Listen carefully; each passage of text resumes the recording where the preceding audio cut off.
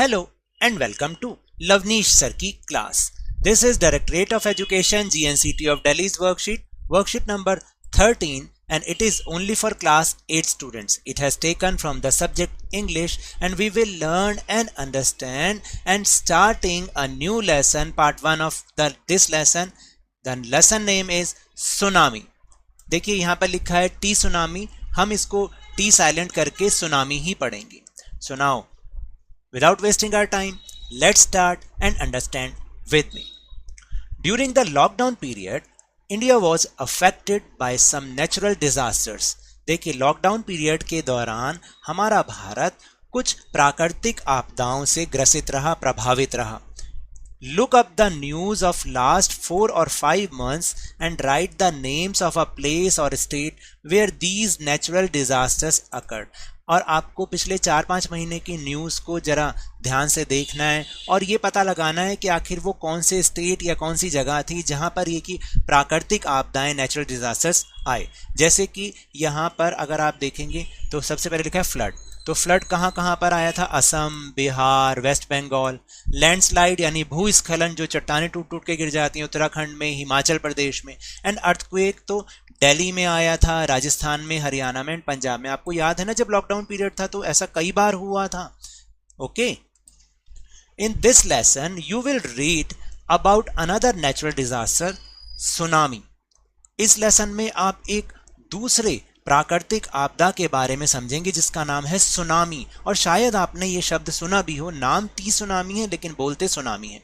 On 26 December 2004 a tsunami hit parts of India such as Andaman and Nicobar Islands and Tamil Nadu coast and a few more countries. आपको पता है 26 दिसंबर 2004 को भारत के कुछ भाग जो कि अंडमान और निकोबार आइलैंड तथा तमिलनाडु के जो तट वाला इलाका है, किनारे वाला इलाका है, और उसके साथ साथ कई कंट्रीज में ये सुनामी आया और बहुत जबरदस्त तबाही मचा के गया. तो ये सुनामी आखिर होता क्या है? सुनामी क्या होता है? जब देखिए समुद्र की सतह पर, सी सरफेस पर जब भूकंप आता है ना, अर्थक्वेक आता है, तो वो जब हिलती है तो उससे बहुत ऊंची ऊंची वेव्स, यानी कम से कम भी 20 मीटर्स हाई जो वेव्स हैं वो उठती हैं और सब जितने भी आसपास की चीजें हैं सबको अपने अंदर वो समा लेती हैं. इसको कहते हैं tsunami. Now a tsunami is a very large and powerful wave caused by earthquakes under the sea. यानी जब सी के अंदर जो समुद्र है उसके अंदर अर्थक्वेक आते हैं, इसके कारण बहुत बड़ी और पावरफुल वेव्स उठने लगती हैं, उसको हम सुनामी कहते हैं. जैसा कि अगर आप देखें तो इस पिक्चर में भी ऐसा ही हो रहा है. देन इसके बाद एक एक्टिविटी है, can you identify and write the place marked A and B on the given map. Hint the places are mentioned in the above lines. देखिए क्या आप यहाँ पर जो प्लेसेस मार्क्ड हो रखे हैं ए एंड बी के रूप में, क्या आप उनको बता सकते हैं कि ये कौन से प्लेसेस हैं? और हिंट ये है कि ऊपर भी हमने इनका जिक्र किया है. तो जैसे फर्स्ट है जो ए पार्ट है, ये जो छोटे छोटे दिखाई देते हैं, ये इंडिया का ही पार्ट है, इनका नाम है अंडमान एंड निकोबार आइलैंड्स. और बी जो पार्ट है वो हमारे देश का हिस्सा, एक और स्टेट तमिलनाडु है. The tsunami caused huge destruction and loss of life and property. जो सुनामी होता है इसके कारण बहुत ही ज़्यादा नुकसान होता है, ना केवल सामान का, प्रॉपर्टी का, बल्कि जान का भी, लाइफ का भी बहुत नुकसान होता है. बहुत सारे लोग मर जाते हैं, प्रॉपर्टी का यानी जान माल का बहुत ज़्यादा नुकसान होता है. Here are some stories of courage and survival. यहाँ पर कुछ स्टोरीज दे रखी हैं जो बहादुरी की हैं और जीवन बचाने की हैं, सर्वाइवल की, यानी जिसके बाद जीवन बच सका. तो चलिए अब हम इस स्टोरी को पढ़ते हैं और समझते हैं. ये स्टोरी आपकी page number 25 and 26 of honey due book से ली गई है. आप यहाँ पर भी पढ़िए और इसके बाद प्रैक्टिस के लिए एक बार अपनी हनी ड्यू बुक में से भी आप रीडिंग करेंगे. These stories are all from the Andaman and Nicobar archipelago. Archipelago का मतलब क्या होता है? द्वीप समूह. आर्कीपेलागो का मतलब द्वीप समूह, और आपने इसको अच्छी तरह से बोलना सीखना है, आर्कीपेलागो. तो ये स्टोरी अंडमान और निकोबार द्वीप समूह से ली गई है. ये क्या थी स्टोरी? इग्निशियस, ये क्या लिखा है? Ignatius was the manager of a cooperative society in Katchal. Katchal वहाँ पर एक आइलैंड का नाम है, और जो एक इग्निशियस नाम का एक व्यक्ति था जो कि मैनेजर था कोऑपरेटिव सोसाइटी में, वो कैटशल आइलैंड पर यहाँ पर मैनेजर था और वो वहाँ रहता था। His wife woke him up at 6 AM। उसकी वाइफ ने सुबह के 6 बजे उसको उठाया, because she felt an earthquake, क्योंकि उसको अर्थक्वेक महसूस होने लगा। आपको भी पता है ना, जब अर्थक्वेक आता है तो आपको भी महसूस होना शुरू हो जाता है। Ignatius carefully took his television set off its table and put it down on the ground so that it would not fall and break. Ignatius ने सबसे पहले क्या किया, उसकी टेबल पर एक टेलीविजन सेट रखा हुआ था, उसको उठाया और जमीन पर रख दिया ताकि वो गिरे नहीं और टूटे नहीं। Then the family rushed out of the house, और उसके बाद पूरी फैमिली जल्दी से घर के बाहर भागी। When the tremors stopped, ये ट्रेमर्स क्या होते हैं, ट्रेमोर्स भी बोलते हैं इसे, ट्रेमोर्स होते हैं कंपन। जब जैसे ही अर्थक्वेक आता है तो सब चीज़ें कांपने लग जाती हैं, तो वो उसको हम ट्रेमर्स कहते हैं। ट्रेमोर्स स्टॉप, जब वो रुके, झटके कांपना रुका। They saw the sea rising, और उन्होंने देखा कि सी जो है बहुत ऊंचा उठ रहा है। In the chaos and confusion, 2 of his children caught hold of the hands of their fathers and mothers, brother, and rushed in the opposite direction. और इस गड़बड़ी में, इस अव्यवस्था में, हड़बड़ाहट और कंफ्यूजन में जो उसके 2 बच्चे थे, उन्होंने क्या किया, उन्होंने अपने माता पिता के हाथ पकड़े और जो उनका मदर का ब्रदर था उसके हाथ पकड़ा और वो ऑपोजिट डायरेक्शन में भागने लग गए। क्यों? क्योंकि समुद्र तो उनकी तरफ आएगा तो वो समुद्र की तरफ थोड़ी भागेंगे, वो तो विपरीत दिशा में भागेंगे। He never saw them again, और उन्होंने ऐसा कभी नहीं देखा था। His wife also swept away, और इधर ये लिखा है he never saw them again, और उसने क्या देखा, ये यहाँ पर इसका ये मतलब है he never saw them again, उसने उन लोगों को कभी दोबारा नहीं देखा। किन लोगों को? उसके 2 बच्चों को, है ना, उसके मदर के फादर को और उसके मदर के भाई को, जो उसके 2 बच्चे थे और जो उनके बच्चों के नाना और मामा, उन दोनों को, क्योंकि वो तो ऑपोजिट डायरेक्शन में भागे। लेकिन ही नेवर सॉ, जो मैनेजर था इग्निशियस, उसने उनको कभी फिर दोबारा नहीं देखा। His wife was also swept away, उसकी वाइफ भी दूर बह गई। स्वेप्ट अवे का मतलब दूर बह गई। Only the 3 other children who came with him were saved, जो उसके बाकी के 3 बच्चे थे केवल वही उसके साथ बच पाए।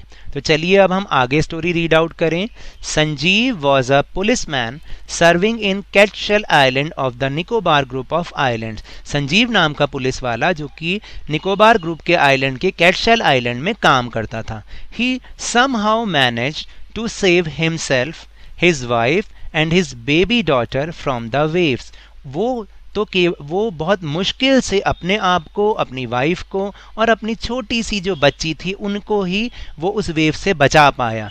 But then he heard crises for help from the wife of John the guest house cook, यानी जो उसके गेस्ट हाउस में कुक का काम करती थी वो जॉन की वाइफ, उसने अचानक उसकी चीखें सुनी। क्या चीखें सुनी? कि हेल्प के लिए वो पुकार रही थी। Sanjeev jumped into the water to rescue her, but they were both swept away. Sanjeev ने क्या किया? वो पानी में कूदा उसको बचाने के लिए, लेकिन कुछ नहीं हो सका, वो दोनों के दोनों पानी में बह गए। 13-year-old मेघना was swept away along with her parents and 77 other people। और आपको पता है कि एक 13 साल की लड़की मेघना जो कि अपने पेरेंट्स के साथ और बह गई और उसके साथ 77 अदर लोग सब बह गए।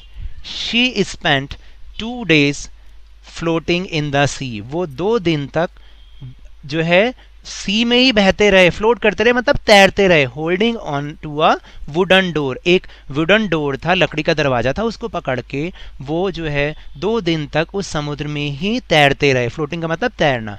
11 times she saw relief helicopters overhead, और 11 बार उसने हेलीकॉप्टर्स अपने ऊपर देखे जो कि रिलीफ हेलीकॉप्टर थे, बचाने के लिए आए थे। But they did not see her, उन्होंने उस लड़की को नहीं देख पाए वो लोग। She was brought to the shore by a wave and was found walking on the sea shore in a days. और फिर क्या हुआ, और एक दिन उसको एक लहर ने वहाँ समुद्र के किनारे, शोर का मतलब किनारे पर, पहुंचा दिया।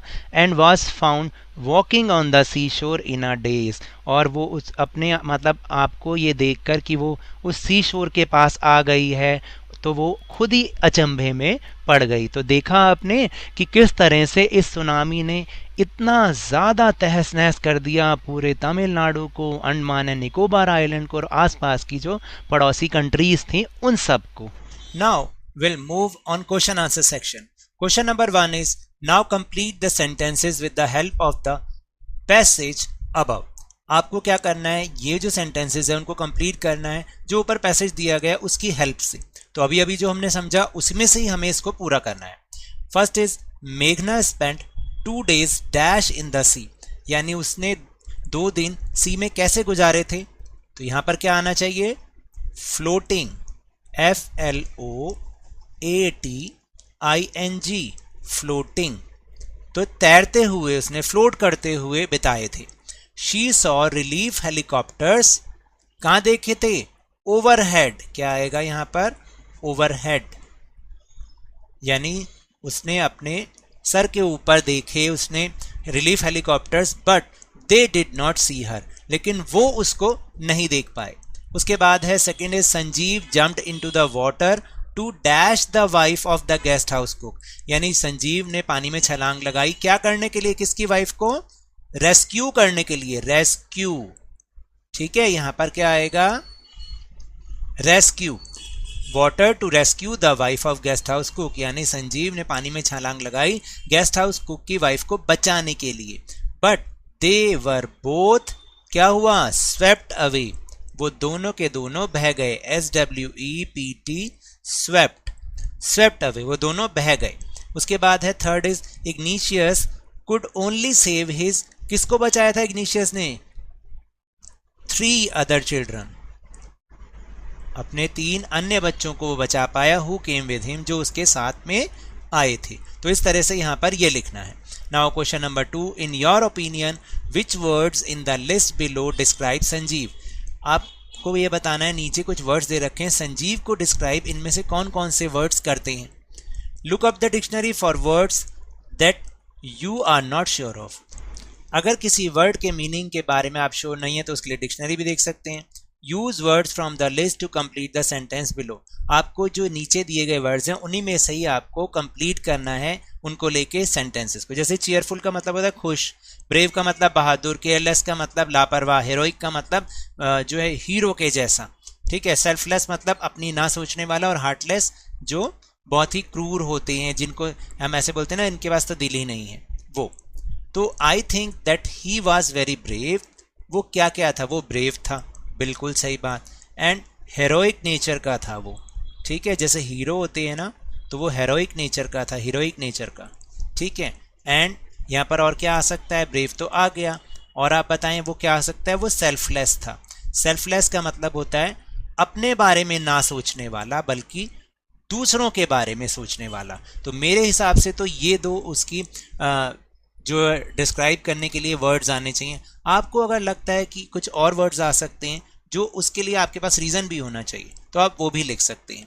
अब टेलीग्राम ऐप पर हमने अपना चैनल लवनीश सर की क्लास बनाया है जिसमें इस वीडियो का लिंक और दूसरे और वीडियोस का लिंक आपको बहुत इजीली मिल जाएगा, तो उसे ज्वाइन करना ना भूलें।